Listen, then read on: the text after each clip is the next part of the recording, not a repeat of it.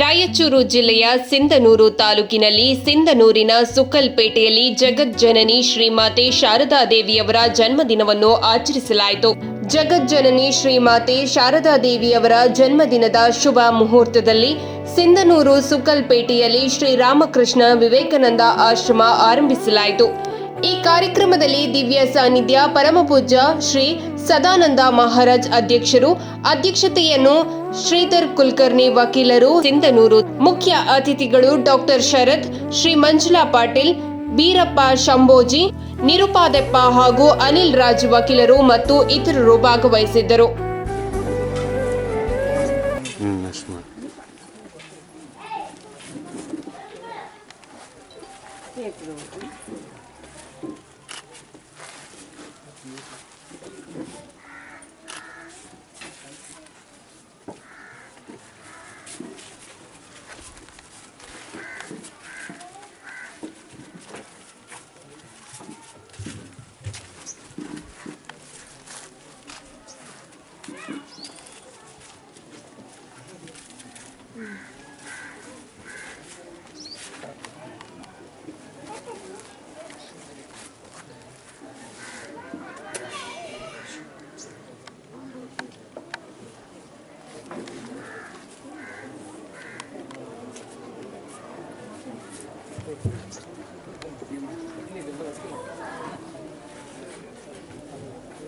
ಜೋರಾದ ಚಪ್ಪಾಳೆಯೊಂದಿಗೆ ಈ ಕಾರ್ಯಕ್ರಮಕ್ಕೆ ಮುಖ್ಯವಾಗಿ ಚಾಲನೆಯನ್ನು ನೀಡಬೇಕಂತೇಳಿ ಎಲ್ಲ ಮಾನವರಲ್ಲಿ ವಿನಂತಿಯನ್ನು ಮಾಡ್ಕೊಳ್ತಾ ಇದ್ದೇನೆ.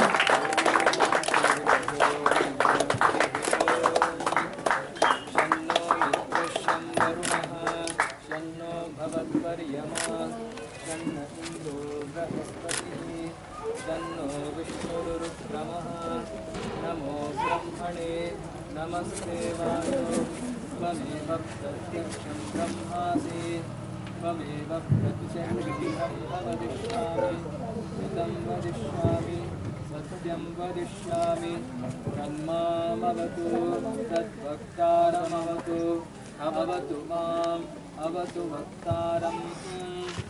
ओम शांति शांति शांतिः. हरिः ओम भद्रं कर्णेभिः देवाः भद्रं पश्येमाक्षभिर्यजत्राः चिरैरङ्गैस्तुष्टुवागं सद्तनूभिः विषेम देवैर्यदायुः. स्वस्ति न इन्द्रो वृद्धश्रवाः स्वस्ति नः पूषा विश्ववेदाः स्वस्ति नस्तार्क्ष्यो अरिष्टनेमिः स्वस्ति नो बृहस्पतिर्दधातु. ॐ शान्तिः शान्तिः शान्तिः. हरिः ॐ तत्सत्. ಶ್ರೀರಾಮಕೃಷ್ಣ. ಎಲ್ಲರೂ ಕೂತ್ಕೊಳ್ಬೇಕಾಗಿ ವಿನಂತಿ. ಕಷ್ಟದಲ್ಲಿರ್ತಾರೆ, ಭಾರತದಲ್ಲಿ ಕಷ್ಟದಲ್ಲಿರ್ತಾರೆ. ಅವಾಗ ರಂಗನಾಥನಂದರು ಕರಾಚಲ್ಲಿ ಇದ್ದಾಗ ಅಲ್ಲಿಂದ ಎಷ್ಟೋ ಶ್ರೀಮಂತರೆಲ್ಲ ಭೇಟಿಯಾಗಿ ಎಷ್ಟೋ ಒಂದು ಸಹಸ್ರಾರು ಕೆಜಿ ಗಟ್ಟಲೆ ಅಕ್ಕಿ ಕೊಟ್ಟು ಕಳಿಸ್ತಾರೆ. ಇಲ್ಲಿ ಭಾರತಕ್ಕೆ ಕೊಟ್ಟು ಕಳಿಸಿ ದಾನ ಮಾಡ್ತಾರೆ. ನಾವಿನ್ನು ಆಶ್ರಮ ಶುರುನೂ ಆಗಿರಲಿಲ್ಲ ಆವಾಗ. ಇಲ್ಲಿ ಅದಕ್ಕೆ ಅದು ಒಂದಿಷ್ಟೊಂದು 8,000 ರೂಪಾಯಿ ಆಯಿತು.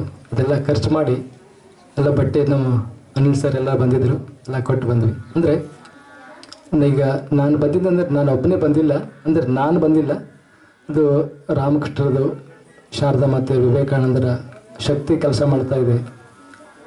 ಮತ್ತು ನನ್ನ ಒಬ್ಬನಿಂದ ಏನೂ ಆಗೋದಿಲ್ಲ. ಅಂದರೆ ನೀವೆಲ್ಲ ಸಹಕಾರ ಎಲ್ಲ ಮಾಡಿದರೆ ಅದ್ಭುತವಾದ ಕಾರ್ಯ ಮಾಡ್ಬೋದು. ಎಲ್ಲರೂ ಬ್ಯುಸಿ ಇರ್ತಾರೆ, ಆದರೂ ಸಮಯ ಮಾಡಿಕೊಂಡು ಸೇವೆ ಮಾಡುವಂಥ ಅವಕಾಶ ಕಲ್ಪಿಸ್ಬೇಕು. ನಮ್ಮ ಕಳಕಪ್ಪ ಅವರು ಎಷ್ಟೊಂದು ಬ್ಯುಸಿ ಇರ್ತಾರೆ, ಆದರೂ ಕೂಡ ಎಲ್ಲ ಏನು ಕೆಲಸ ಹೇಳಿದರೂ ಆಯ್ತು ಅಂಥೇಳಿ, ಯಾವುದೇ ಕೆಲಸಕ್ಕೂ ನಕಾರಾತ್ಮಕ ಇಲ್ವೇ ಇಲ್ಲ. ಇಷ್ಟು ಹೇಳಿ ನಾನು ಮಾತು ಮುಗಿಸ್ತೇನೆ. ಎಲ್ಲ ಭಾಳ ಟೈಮ್ ಆಗಿದೆ. ಎಲ್ಲ ಸ್ವಾಮಿ ರಂಗನಾಥಾನಂದ್ರ ಅಂಥೇಳಿ ಅವರು 2ನೇ ವಿವೇಕಾನಂದರಂತೆ ಕರೀತಾರೆ ಅವ್ರನ್ನ. 2ನೇ ವಿವೇಕಾನಂದರವರು ಅವರು ಕರಾಚಲ್ಲಿ ಇದ್ದಾಗ ಅಲ್ಲಿ ಭಾಳ ಗಲಾಟೆ. ಜನನಿ ಶಾರದಾಂಬಿ ರಾಮಕೃಷ್ಣ ಜಗದ್ಗುರು ಪಾದಪದ್ಮೈ ತಯೋಷಿತ್ ಪ್ರಣಮಾಮಿ ಮುಹೂರ್ತ. ಡಾಕ್ಟರ್ ಶರತ್ ಸರ್.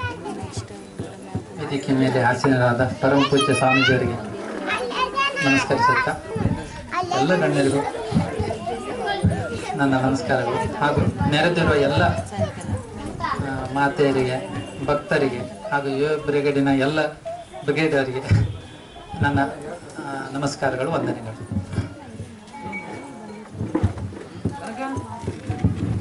ನಾನು ಪ್ರಾಸ್ತಾವಿಕ ಹೇಳ್ತಾರೆ, ಆಯ್ ಸರ್ ಎಷ್ಟಾದ್ರೂ ಭಜನೆ ಮಾಡಿ ನಾವು ಬರ್ತೀವಿ, ಜನ ಎಷ್ಟಾದ್ರೂ ಬರಲಿ ಅಂತೇಳಿ ತುಂಬ ಹೃದಯ ಅವ್ರನ್ನ ಎಷ್ಟು ನೆನೆಸ್ಕೊಂಡ್ರು ಇವತ್ತು ಕಡಿಮೆನೆ. ಯಾಕಂದ್ರೆ ಇಷ್ಟು ಅದ್ಭುತವಾಗಿ ನಡೀತಾ ಇದೆ ಅಂದ್ರೆ ಅವ್ರು ಇವ್ರ ಮನೆ ಕೊಟ್ಟಿರೋದ್ರಿಂದಾನೆ. ಹಾಗಾಗಿ ಜೊತೆಗೆ ಅವ್ರು ಏನಾಗಿದೆ ಅಂದ್ರೆ ಅವ್ರ ಮನೆಯವರೆಲ್ಲರೂ ಹಂಗೆ ಇದ್ದಾರೆ, ಉತ್ತಮ ಸಂಸ್ಕಾರ ಇದೆ. ನಾವು ನಿನ್ನೆ 11-12 ಗಂಟೆವರೆಗೆ ಏನು ಸಾಮಾನು ಕೇಳಿದ್ರು, ಕೆಲವೊಂದು ಅನಿವಾರ್ಯ ಮಿಸ್ ಆದಾಗ ಕೇಳಿದ್ರು ತಂದು ಕೊಡ್ತಾ ಇದ್ರು. ತುಂಬ ನಮ್ಮ ಕಾರ್ಯಕ್ರಮಕ್ಕೆ ಬೆನ್ನೆಲುಬಾಗಿ ನಿಂತಿದ್ದಾರೆ.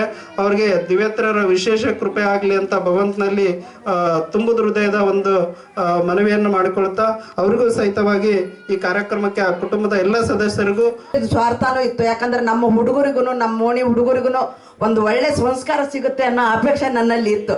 ಹಾಗಾಗಿ ಅವ್ರನ್ನ ಕೇಳಿದೆ, ಇಲ್ಲ ಮೇಡಮ್ ಇಲ್ಲಿ ಆಗಿದೆ ಅಂದರು. ಎಲ್ಲೇ ಆಗಲಿ ನಮ್ಮೂರಲ್ಲಿ ಆಶ್ರಮ ಆಗಿದ್ದು ಭಾಳ ಸಂತೋಷ ಆಗಿದೆ. ನಮ್ಮ ಊರಿಗೆ ತುಂಬ ಅವಶ್ಯಕತೆ ಇತ್ತು ಇದು. ಯಾಕಂದ್ರೆ ಇಲ್ಲಿ ಎಲ್ಲ ಇದೆ, ಏನಿಲ್ಲ ಅಂತಿಲ್ಲ.